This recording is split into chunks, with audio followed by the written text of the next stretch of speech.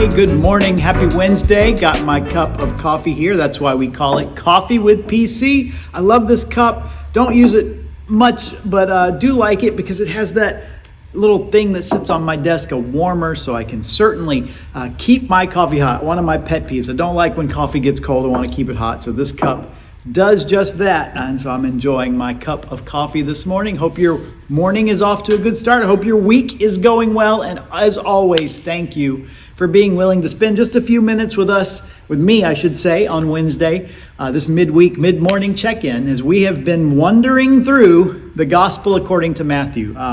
Probably becoming, if I haven't said it before, my favorite account of the life of Jesus. I used to say John was my favorite. Now I'm leaning more toward Matthew. They're all good. Obviously, I'm a preacher. I'm supposed to say that. But no, just certain things about Matthew as I've learned more and appreciate some of his perspective and his background jumps out. And so I hope you've enjoyed kind of reminding ourselves of some of these interactions that Jesus had with different people. And we have a really interesting one to consider today. Now, if you're like those who like to read the end of the book to find out how it ends before you read the whole story, let's do that. Let's read the end of this story, verse 28 of Matthew chapter 15. This is how it ends. Then Jesus answered, "Woman, you have great faith. Your request is granted," and her daughter was healed from that very hour. So great ending, right? A daughter who is ill, who's demon possessed, a woman who has a daughter comes to Jesus and asks him for healing. And the end of the story is, woman, you have great faith. Wouldn't we want Jesus to say that to any of us? You have great faith, as contrasted a few chapters ago when he says, "Oh, you of little faith," to some of his own disciples. Here he says, you have great faith. Your request is granted. Her daughter is healed at that very moment. Great ending. But to get to that ending is actually kind of a twisty, turny tale, because this woman is desperate for help. Her daughter is ill. It says very particularly, she's a Canaanite woman. My daughter is suffering terribly from demon possession. So she follows Jesus. She figures out where he's going. He gets close enough to her town. His reputation has preceded him. And we've seen, feeding 5,000 times 2 or 3 people, that would get you quite the reputation. Walking on water, his miracles have certainly spread far and wide. And this woman, on hearing that he's getting close, comes out and just begins crying out to Jesus as he's traveling along. Now, what does Jesus do as this woman is crying out, "Lord, Son of David, have mercy on me. My daughter's suffering terrible"?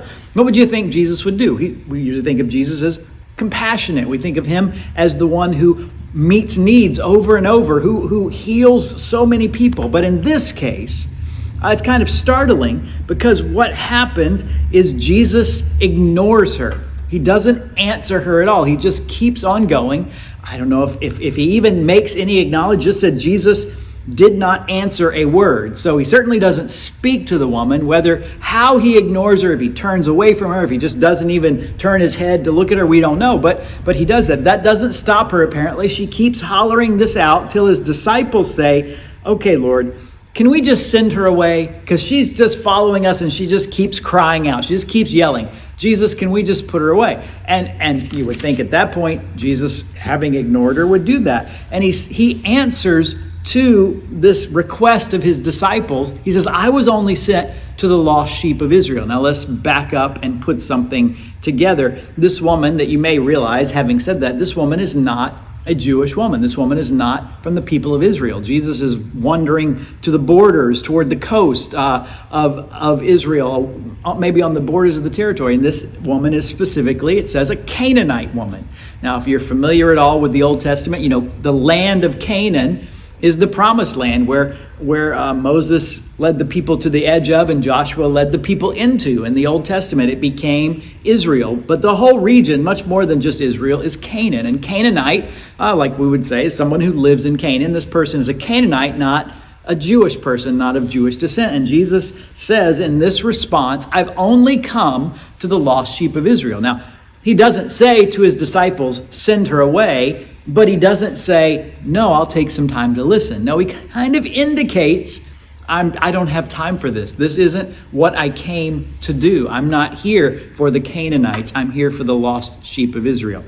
We'll circle back to that, but don't take that just too seriously let. Because at that moment, probably because the woman overheard the conversation or notices the disciples are getting antsy or was worried that she's going to be ushered away without this great need being met, it tells us that the woman comes and kneels before Jesus, comes and kneels directly before Jesus, and this time says, "Lord, help me." You can almost sense the desperation that must have driven her to come to see when she heard Jesus was coming. And now, in the midst of what looks like maybe she's going to be cast aside, to kneel before Jesus. Oh, this time he doesn't ignore her. This time he addresses her directly. And listen to what Jesus says. You may be familiar with this. It's one of those that's kind of one of his sayings that kind of catches your ear, because you're like, really? Jesus said that? Listen to what he said. He says to her, upon her request to help him or to help her, he says, "It is not right to take the children's bread and toss it to their dogs." Ouch, right? That sounds kind of insulting. It sounds like he's calling this woman a dog, and sort of he is. When we look at the analogy where he says, "I've come for the lost sheep of Israel," he's saying that they're the children in this kind of one verse parable of sorts. He says it's not right to take the food, the bread for the children, the lost sheep of Israel, and toss it to the dogs, those who aren't of the lost sheep of Israel, the Canaanites or anybody else. The Gentiles is kind of the big name for non-Israelite, non-Jewish people, the Gentiles that are all around them.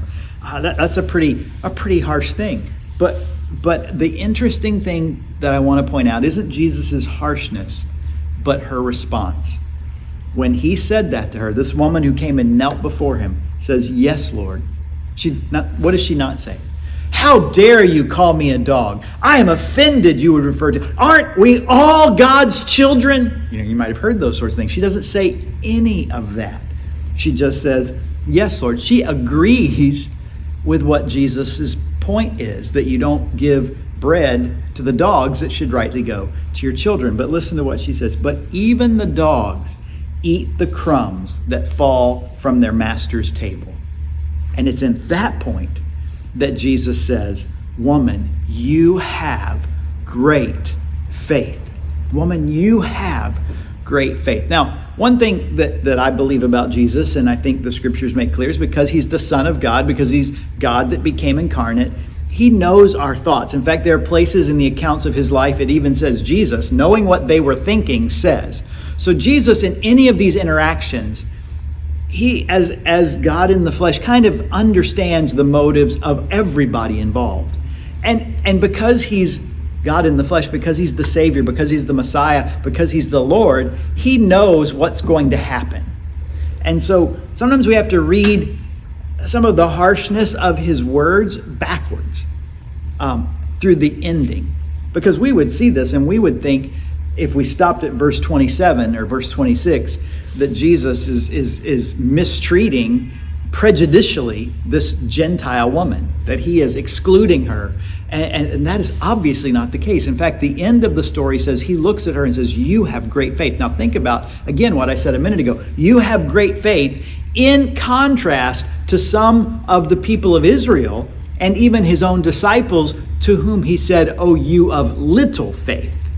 Or "Why did you doubt?" This is something he says a lot, typically to what we might say the insiders, the Israelites, the children who should understand who he is, because he comes out of their tradition and their history to fulfill all of the promises, all of the hopes, all of the prophecies that they were looking forward to in this messianic figure. Jesus is that. And the people of Israel missed it. But it's often those who are outside, like this Canaanite Gentile woman, who see it. Notice what I think, this is my interpretive twist here on what's going on. Why does Jesus say, "Woman, you have great faith"?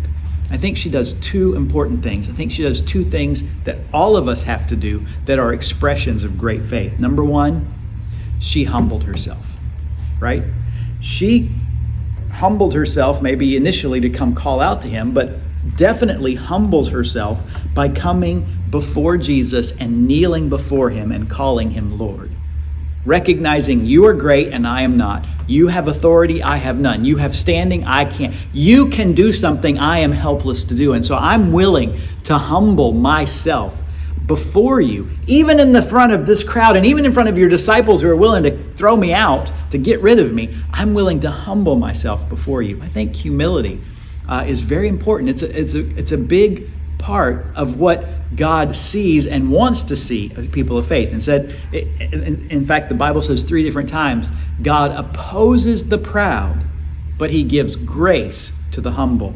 Does he give grace to this woman who humbles herself? Absolutely. He gives her an expression of great grace to heal her daughter, to meet her need and to answer her request. And it's humility that precedes God's grace. If we think we earn it, we deserve it, there's something special about us, by the way, which sometimes the people of Israel thought, and they didn't receive God's grace. That's why they were chastised, those people who should have known better. Sometimes we need to look in the mirror. I need to look in the mirror myself. But this woman humbled herself. That was important. The second thing I want you to notice is in that not arguing with Jesus about this seemingly insulting moment, she admits her unworthiness. She admits that she doesn't deserve to sit at the table. She doesn't say, I deserve a place at your table. I have something about me that as God's child, or how dare you insult me? No, she doesn't do that. She says, you're right, Lord. Yes, Lord. I'll be a dog, but I want to be the kind of dog that even gets a few scraps off the floor. I'm not worthy to get everything, but I'll just take the scraps.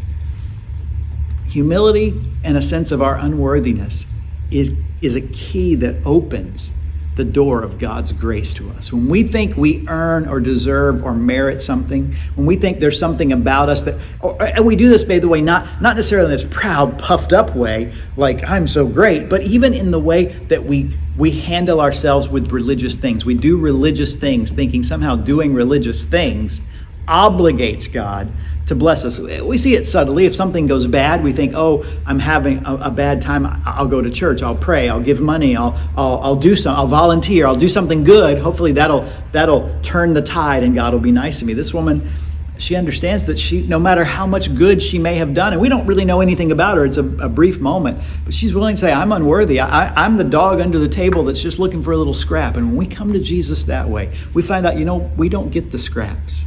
We don't get the leftovers. We get the full measure of his grace. This great moment, your request is granted. And at that moment, from that hour, her daughter was healed. I would encourage you, when you think about what it means to follow Jesus, to understand that we are ultimately unworthy of his grace, and to be willing to humble ourselves before him and admit that is the key that opens to us all of the goodness and the grace of God. Because God opposes the proud, right? We said that already, but he gives grace to the humble. I want to be the kind of person that recognizes when I stand before God, he is worthy and I am not. He is holy and I am not. He is perfect and I am not. And I'm willing to humble myself and say, God, whatever scraps you want to give me, I'll take. And we might be surprised that even the scraps off the table of Jesus is a great grace of forgiveness and mercy, and in this case, healing and restoration for this woman's daughter. If you need that today, if you're struggling with something and you want to see God reward and answer, maybe these are some keys that would help you to say, I'm just going to admit my unworthiness and humble myself in whatever way I have to approach God. And I think when we do that, it is what makes us recipients of his grace. I hope you know his grace. I hope you know his mercy. I hope you know his forgiveness. I hope you know his love. I hope you know his holiness and his righteousness and justice that are his very character. Because when we do, it is a remarkable thing to live in relationship to God that was made possible by the gift of Jesus. As always, I say, if you want to know more about what it means to follow Jesus, that's why we are here as a church. That's why we have services and Bible studies. We do all that we do to help people understand how they can follow Jesus. As I learn, as you learn, as we learn together, hopefully we become more like Jesus and learn to follow him and learn to live in this world in ways that fulfill the great prayer, the Lord's Prayer, that his kingdom come, his will be done on earth, in my life first, and on earth as it is in heaven. When we act in humility and faith, we find out that's the key. Well, those are my thoughts today. We'll pick up the next section of Matthew. Well, I guess we'll do it next week. If you want to join us Sundays 9 a.m. We're here in person. We stream our services as well. And as always, if you want to get in touch, please drop us a line. You can send us a message through Facebook. I'll put my email on our video. It goes to a bunch of places: YouTube, Facebook, our website. If you see any of those, you can contact us, or you can just look us up, fbckl.com, and get in touch. And I'd love to have a conversation how you can know more about the grace and goodness of God, the forgiveness and restoration that He promises through Jesus, our Savior. All right, time to finish my coffee. I'm sure you got a lot on your to-do list today, so I will let you get back at it as well. Thanks again for spending these few minutes with me, and I hope to see you soon.